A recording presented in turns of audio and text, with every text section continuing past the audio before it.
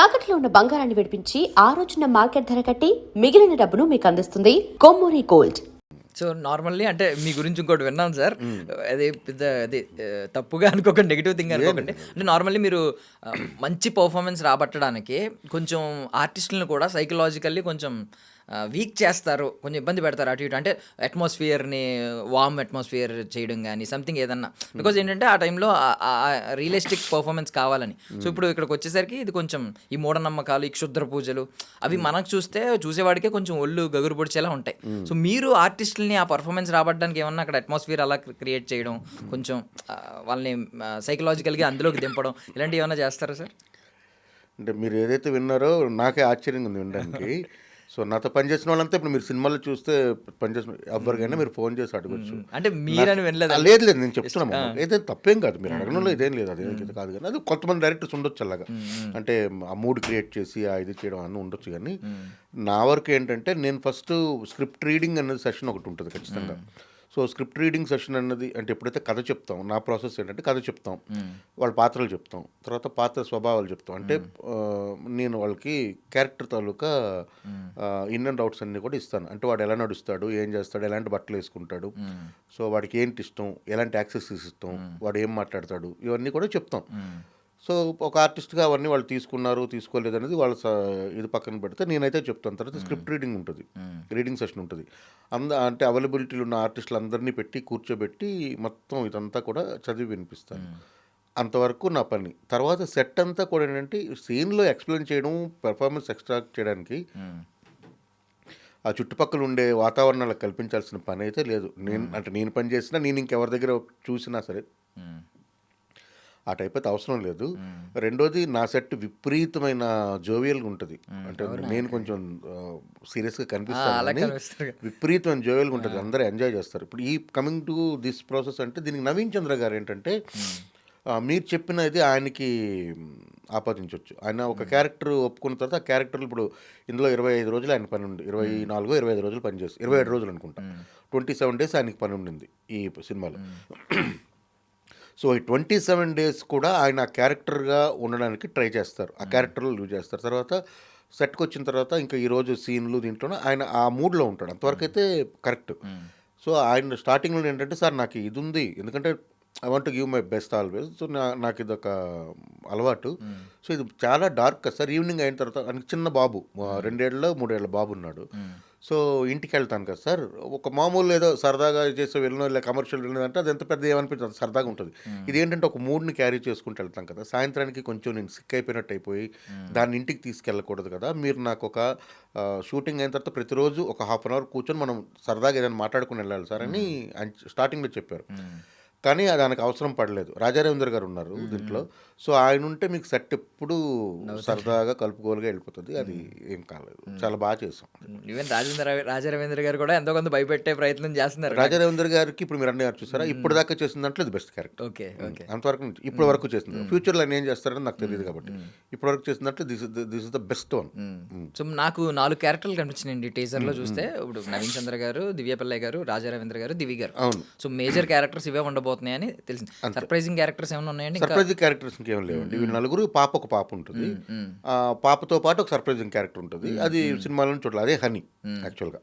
అది మీకు సో అంటే మదనపల్లి ఇన్సిడెంట్ ఏదో పిల్లల్ని చంపేసి మదనపల్లిలో ఇన్సిడెంట్ ఏదైతే జరిగిందో అలాంటి ఇన్సిడెంట్లు రోజు ఇప్పుడు ఈరోజు మనం మాట్లాడుతున్న ఈ టైంకి కూడా ఎక్కడో ఏదో జరుగుతూనే ఉంటుంది. అంటే మీరు న్యూస్ పేపర్ తీసుకొని ఇప్పుడు ఈరోజు న్యూస్ పేపర్ కొని చూసినా 4th పేజీలోనో 5th పేజీలోనో ఒక న్యూస్ ఉంటుంది. క్షుద్ర పూజల పేరుతో బలి, లేదా క్షుద్ర పూజల అనుమానంతో వాళ్ళని కొట్టారు, లేకపోతే కేసులు పెట్టుకున్నారు, ఎవడో మోసం చేశారు. ఇది నడుస్తూనే ఉంటుంది.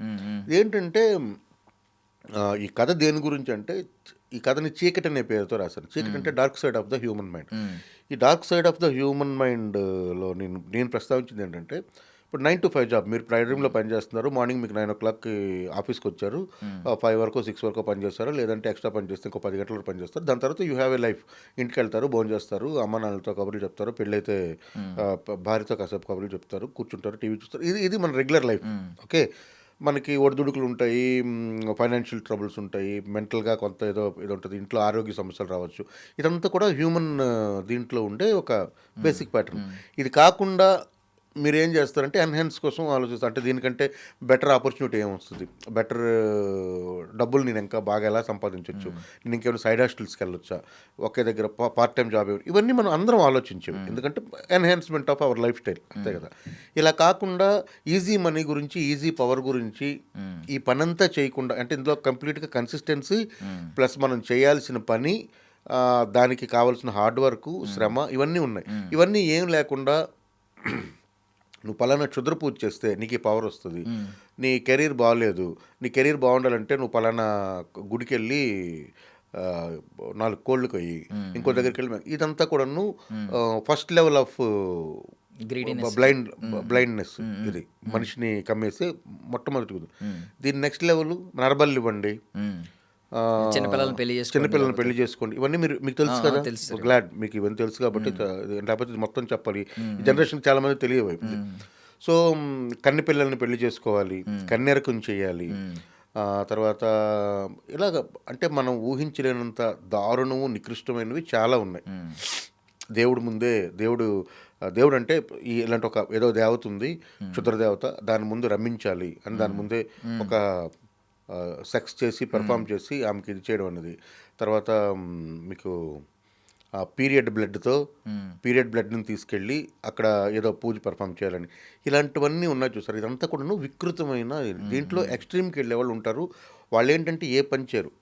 మీ ఫ్రెండ్స్లోనో చుట్టాల్లోనో చూస్తే ఖచ్చితంగా ఒకలో ఇద్దరు ఉంటారు, వాళ్ళు ఇదే పని రంగరాలు వస్తాయని. నిజంగా భయం వేస్తుంది సార్. అంటే లిటరల్లీ ఎందుకంటే మనకి పక్కెళ్ళి ఏం జరుగుతుందో సిటీల్లోనే కాదు, ఇప్పుడు విలేజ్లో కూడా అలా అయిపోయింది సార్. విలేజ్లు బాగా సంస్కరించబడ్డాయండి. విలేజ్లో ఒకప్పుడు ఉండేది.